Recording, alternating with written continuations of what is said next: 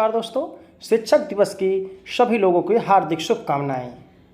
सुंदर सुर सजाने को साज बनाता हूँ, नौसिखिए परिंदे को बाज बनाता हूँ, चुपचाप सुनता हूँ शिकायतें सबकी, तब दुनिया बदलने की आवाज़ बनाता हूँ।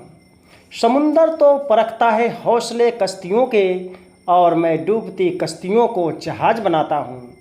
बनाए कोई चांद पर बुर्ज ए खलीफा, अरे मैं तो कच्ची ईंटों से ही ताज बनाता हूँ।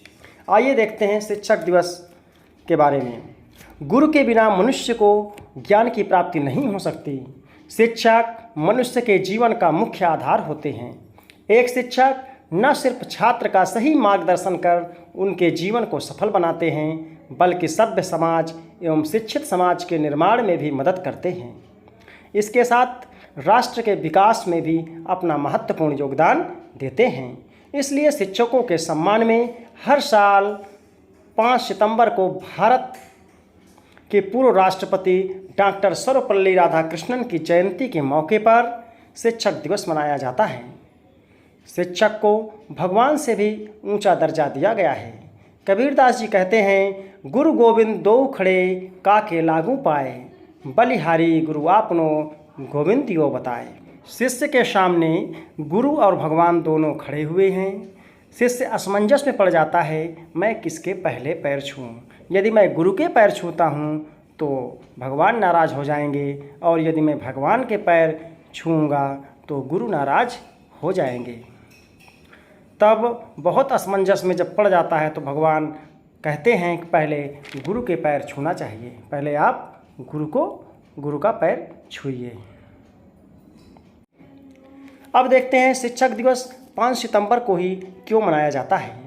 डॉक्टर राधाकृष्णन ने 1962 में जब देश के राष्ट्रपति के रूप में कार्यभार ग्रहण किया, तब लोगों ने 5 सितंबर को उनके जन्म दिवस को उनके सम्मान में राधाकृष्ण दिवस के तौर पर मनाने का फैसला किया था। लेकिन उन्होंने अपनी जयंती को राधाकृष्ण दिवस के तौर पर नहीं, बल्कि शिक्षकों के सम्मान में शिक्षक दिवस मनाने का अनुरोध किया था। तभी से 5 सितंबर को शिक्षक दिवस के रूप में मनाया जाता है। वह हमारे देश के पहले राष्ट्रपति थे जिन्होंने शिक्षकों के हित के बारे में सोचा और शिक्षकों के महत्व को बताया। अब देखते हैं राधाकृष्ण कौन थे।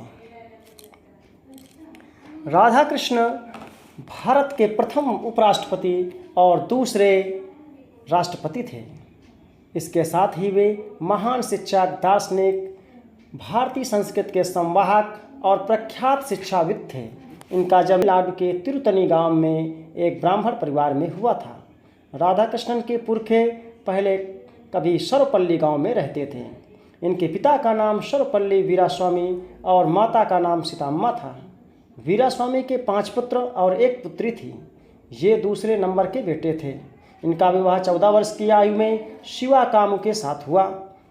इनकी 4 बेटियां सुमित्रा, शकुंतला, रुक्मणी, कस्तूरी तथा 1 पुत्र सर्वपल्ली गोपाल था। अब देखते हैं इनके शैक्षिक जीवन के बारे में। राधाकृष्णन को क्रिश्चियन मिशनरी संस्था लुथरन मिशन स्कूल तिरुपति में 1896 से 1900 के मध्य विद्या अध्ययन के लिए भेजा गया था। इसके बाद की शिक्षा वेल्लूरू में हुई तथा कॉलेज की शिक्षा मद्रास क्रिश्चियन कॉलेज में हुई। अब देखते हैं व्यवसायिक जीवन के बारे में। दर्शन शास्त्र के शिक्षक के रूप में 1918 में काम किया। आंध्र विश्वविद्यालय में वाइस चांसलर के रूप में इन्होंने 1931 में काम किया। कलकत्ता विश्वविद्यालय के अंतर्गत पंचम कॉलेज के प्रोफेसर रहे। काशी हिंद विश्वविद्यालय के चांसलर रहे। दिल्ली विश्वविद्यालय के चांसलर रहे। और इसके साथ ही ये यूनेस्को में भारतीय प्रतिनिधि के रूप में कार्य किया और सोवियत संघ में राजदूत रहे। इसके बाद उपराष्ट्रपति के रूप में 1952 से 1962 तक कार्य किए। फिर राष्ट्रपति के रूप में 1962 से 1967 तक कार्य किए। अब चर्चा करते हैं सम्मान पे। इनको 1954 में भारत रत्न प्रदान किया गया और इसके बाद इनको मरणोपरांत टेम्पल्टन पुरस्कार 1975 में दिया गया। मुख्य पुरस्कार यही थे। इन्होंने बहुत सारी किताबें लिखी, जैसे the ethics of Vedanta, the philosophy of Rabindranath Tagore, my search for truth, the end of contemporary philosophy, religion and society, Indian philosophy, the essential of psychology. अब देखते हैं शिक्षक का महत्व, एक मार्गदर्शक के रूप में और एक सभ्य समाज के रूप में, विद्यार्थी और ईश्वर के मध्य सेतु के रूप में। प्राचीन काल से ही गुरु का महत्व रहा है। भारतीय संस्कृति में गुरु को ब्रह्मा, विष्णु और शंकर के समान बताया गया है और साथ ही गुरु को परम ब्रह्म भी माना गया है। गुरुर्ब्रह्मा गुरुर्विष्णु गुरुर्देवो महेश्वरः, गुरु साक्षात् परब्रह्म तस्मै श्री गुरुवे नमः।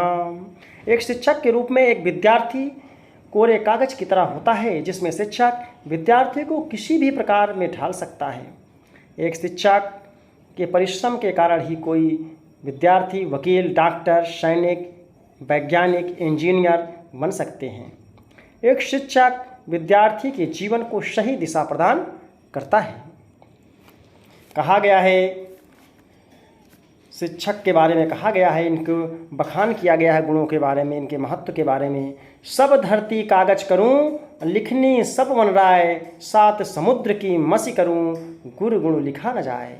कहते हैं पूरा धरती को यदि मैं कागज बना लूं और जितने भी जंगल की लकड़ियां हैं उनको लेखनी बना लिया जाए और सात समुद्र का जो पानी है उसको हम स्याही बना लें, तब भी हम गुरु के गुणों को नहीं लिख सकते हैं। धन्यवाद।